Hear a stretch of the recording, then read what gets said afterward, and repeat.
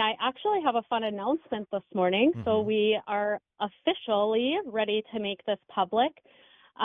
We have been spending so much money on hotel motel vouchers for homeless families. Last year, we provided 1,379 nights of shelter to homeless families in the greater Grand Forks community, and it was over $71,000 that we spent last year.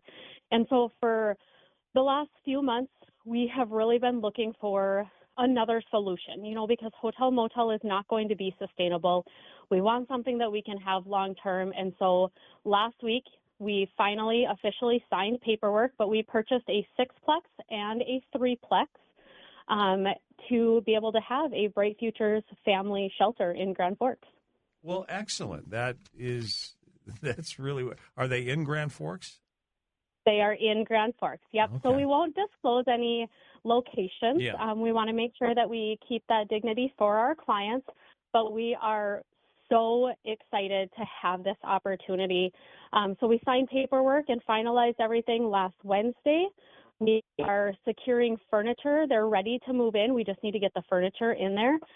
So we are looking for any furniture donations. We have to fully furnish those apartments. And then we have 4 families currently in the hotel, and so then we'll be moving them into the shelter.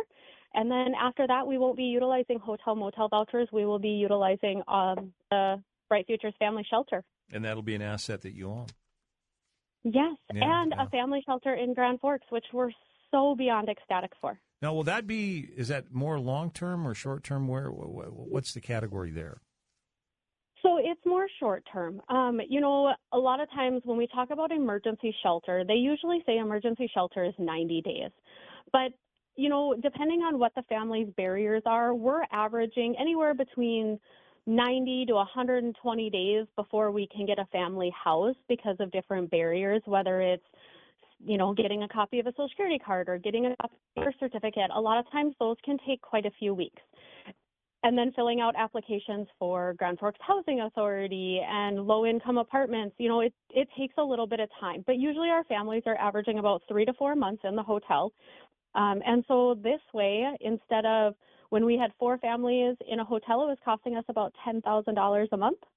And so now we're able to move to our apartment complex that we purchased, and now that is an asset on us. Our goal is to have that paid off within 5 years, and then every time that we are able to secure grants and those type of things, that's going to go directly back into the programs, and we'll be able to help more families.